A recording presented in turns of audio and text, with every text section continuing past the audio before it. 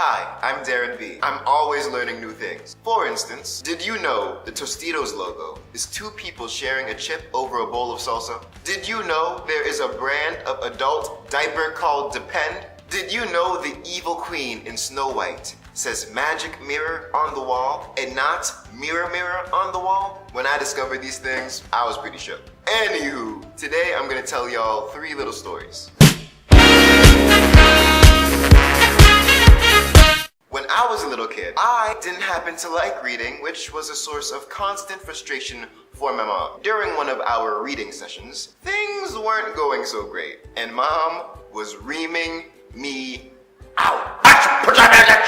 Now, my mom is a kind-hearted Christian woman, but everyone knows when she's upset, even the Lord won't save you. And y'all remember when we were kids and our parents be saying, "You better stop crying before I give you something to cry for." Usually when they were already giving us something to cry for. Stop crying before I give you something to cry for. Now, whenever my mom would even raise her voice, I would get upset. But I was trying to avoid her giving me something to cry for. So I was doing that thing when you're trying not to cry, but you really need to cry, but you're trying really hard not to. Next, something really interesting happens. The phone rings. I'm thinking, Mom's gonna have to turn her attention away from me and focus on the phone. That's definitely what's about to happen, right? No.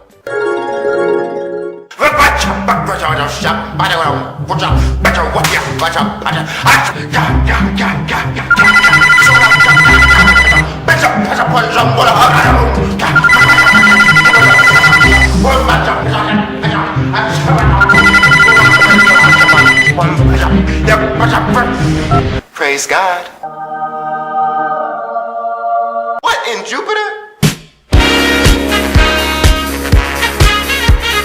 Also, when I was a little kid, I remember spending the summers at my aunt's house in Washington, D.C. One day, the family was all together, The Lion King 2 playing in the background, the birds chirping outside, but all was not well. My mom had the audacity to tell me that I could not have any more cookies until after dinner time. And I was a bad-minded kid, okay, so I started plotting my revenge. I decided that I was going to hurt her just as badly as she hurt me. So I turned to her and I told her, "You will never be Mufasa!" When Simba's daughter, Kiara, said that to him, he felt some type of way. You will never be Mufasa! Hello, darkness, my old friend. My mom, she was just chilling. She don't want to be Mufasa. For my final story, I am a teenager. You see, my mom and I were volunteers at our church. I would sign kids into Sunday school, and mom would teach it. Another person who taught with mom is an older, kind-hearted woman who we call Sister K. Now, Sister K's husband passed a few years back, and her daughter was all grown up, living halfway across the country. So sometimes she would need help around the house. I remember one hot, sticky summer day, I had just finished cutting the lawn, and when I come in for something to drink, and sweet aircon, I hear something off. I hear a man's voice coming from the direction of Sister K's room.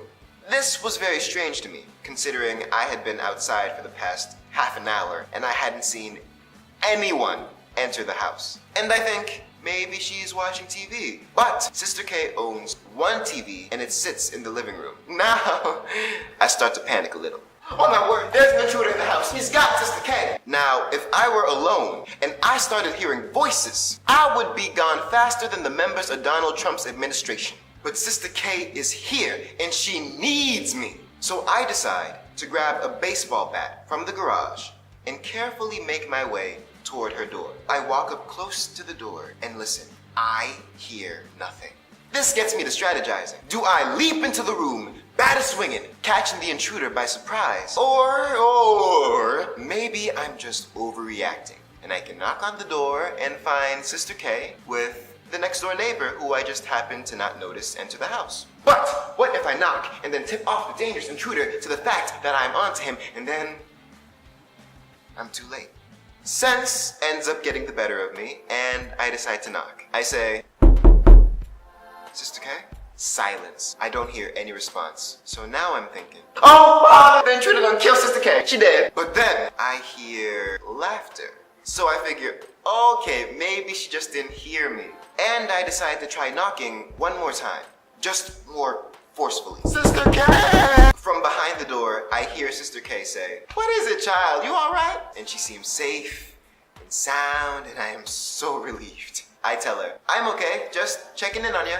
I finished the lawn. She says, oh, wonderful. Why don't you come on in, take a load off. So I enter her room, and what I see greatly confuses me. Before me is Sister K sitting in a wheelie chair in front of a computer desk. On that computer desk is the old style of computer. Not that thin, slim stuff we have now. I'm talking about that super thick computer with the big old badonkadonk. And the computer screen, right, is split into 3 sections. And in each of these 3 sections is a different elderly gentleman. So I'm thinking, hold up, what's going on here? Sister K sees the look on my face and explains to me that her daughter hooked her up on this new dating site for people 65 and over. Basically, I've never seen The Bachelorette, but it's like The Bachelorette in that there are multiple suitors who are vying for one woman. In this case, 3 older gentlemen looking to go on a date with Sister K. And when she tells me this, I'm thinking, oh, that's so cute. I mean, these days they got blackpeoplemeet.com, Just for Farmers, Christian Mingle. They have a dating site for all conditions. So I'm thinking, this is really sweet. So she tells me to sit down, and I do. And she says she'll whip us something to eat after she's done with her session, which she assures me is almost over. She just has to ask one more question, which will help her decide which man will be taking her to the movies. And I sit down like, aww, that's so adorable.